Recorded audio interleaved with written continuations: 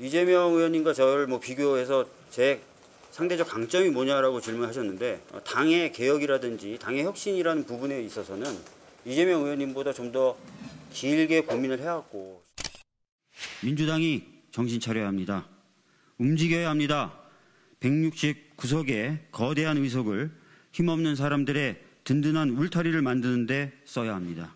저 박주민, 윤석열 정부와는 당당하게 맞서는 민주당, 국민의 우산이 되기 위해 두려움 없이 나아가는 그런 정당을 만들겠습니다. 그런 생각이 정리가 돼서 출마를 선언하게 되시는 겁니다. 사실 이제 그동안 저에게도 많은 분들이 찾아오시거나 또는 연락을 주셔서 출마를 해야 되는 것 아니냐라고 말씀을 많이 하셨어요. 그리고 굉장히 강하게 또 압박을 하시는 분들도 있었는데, 제가 선뜻 출마를 결정하지 못했던 이유 중에 하나가, 과연 이번에 전당대회에 나갔을 때 과연 다른 사람과 어떤 다른 메시지를 내가 낼 수 있을 것인가, 그리고 내가 생각하는 당의 미래 비전이나 이런 모습은 어떤 것일까가 좀 정리될 필요가 있었어요, 제 스스로에게. 아시다시피 전 2년 전에도 당대표에 한번 출마를 했었지 않습니까? 그때하고는 조금 더 다른 그런 내용도 있어야 되겠고요. 그래서 그런 부분을 정리하는 과정이 생각보다 조금 시간이 좀 걸렸습니다. 그래서 그거에 좀 맞춰지면서 출마를 결심하게 됐다, 이렇게 말씀드리겠습니다. 그러니까 이재명 의원님은 누가 봐도 어떻게 보면 민주당의 가장 소중한 자산이 되셨고, 또 많은 당원들이 기대를 걸고 있는 그런 분입니다. 저는 그런 분이 전당대회 때 나오셔서 당의 혁신 방안에 대해서 내놓고 또 토론하고 또 당원의 선택을 받는 과정 자체가 나쁘지 않다고 생각합니다. 그 과정에서 당원분들 또한 현명한 선택을 하실 거라고 저는 믿습니다.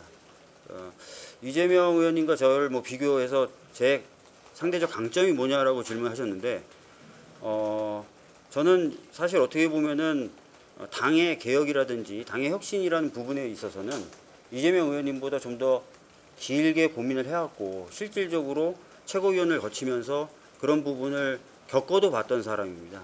그래서 당의 혁신이나 이런 부분에 있어서는 내용적으로나 또는 실무적으로 제가 좀 더 충실할 수 있다는 생각이 들고요.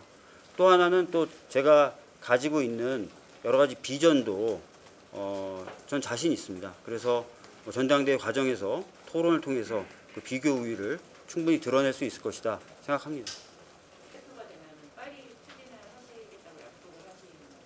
네, 제가 2년 전에 당대표 출마했을 때도 내걸었던 여러 과제 중에 하나가 차별금지법을 하겠다였습니다. 사실은 이번에 다수 의석을 얻었을 때 저는 차별금지법이라든지 이런 것들이 신속하게 좀 진행이 될 것이다라는 기대가 있었어요. 근데 결코 그렇게 되지 않았고, 지난 몇 달 동안 제가 법사위 간사로서 차별금지법 진행을 위해서 나름 노력을 많이 했지만 제대로 힘을 가지지 못했던 게 사실입니다.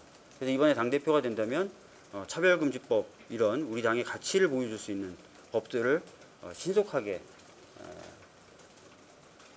통과시키기 위해서 노력하겠다는 말씀을 분명하게 이 자리를 통해서 드립니다. 제 짝꿍은 그거 안 할 거면 왜 정치하냐고 막 저한테 그럴 정도라서. 예. 해야 된다, 이런 주장이 있잖아요. 이 부분에 대해서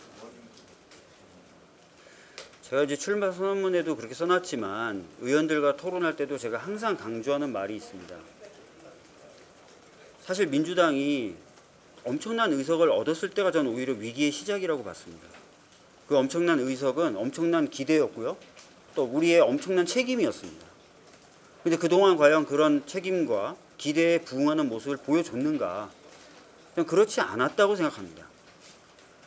그렇다면은 그런 모습을 보여주지 못했던 책임은 한두 사람이 져야 되는 게 아니라고 저는 생각을 합니다. 그래서 몇몇 분들에게 그 책임을 물으려고 하는 것은 결코 생산적이지 않다. 다 같이 돌아보면서 그런 문제를 좀 개선해서 확실히 좀 다른 모습을 보여줘야 될 때가 됐다라는 게 제 생각입니다.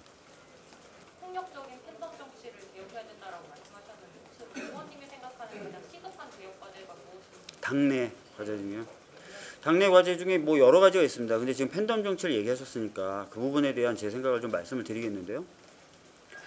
사실 지금 제가 몇 가지 경험들을 쭉 해오고 있어요. 저한테 이제 문자를 보내시는 한 2만 명이 넘는 분에게 제가 다 단문을 다 드렸어요. 단문을 다 드리면서 저와 대화를 원하시는 분들은 회신을 달라 그랬고요. 그랬더니 대략 한 2,800분 정도가 회신을 주셔서 그분들에게 유튜브 링크를 보내드리고 유튜브로 라이브로 회의를 했었습니다. 한 3,000분 넘게 들어오셨어요. 그렇게 회의를 하고 의견을 나누다 보니까 이 소통이 불가능한 것이 아니다. 오히려 소통이 필요하다라는 느낌을 받았고, 그래서 그분들과 함께 2차로 줌 회의도 했습니다.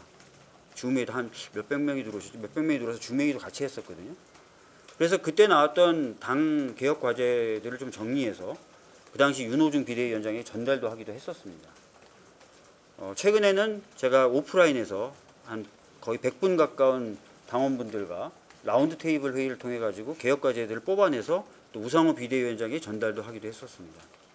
과연 소통이나 대화가 어렵거나 불가능한 것인가, 아니면 충분히 제공이 되고 있는 것인가? 저는 오히려 부족하고 막혀 있다라는 생각을 가지게 되고요. 그렇기 때문에 당원분들이 뭐 할 수 없이 문자를 보내시거나 격한 반응을 보이는 것일 수 있다는 생각을 하고 있습니다. 그래서 당원분들이 참여할 수 있는 기회와 공간을 좀 확대해서 전체 이제 소통하는 당원들의 볼륨을 키우면 혹여나 있을지 모르는 약간 편향된 사고를 갖고 계신 당원분들이 있다면 그분들의 포션은 넓어진 전체 당원들의 목소리 중에 작은 포션을 차지하지 않겠습니까? 저는 그런 방향으로 이 당의 소통 구조, 특히 당원과의 소통 구조를 바꿔나갈 필요가 있다고 생각합니다.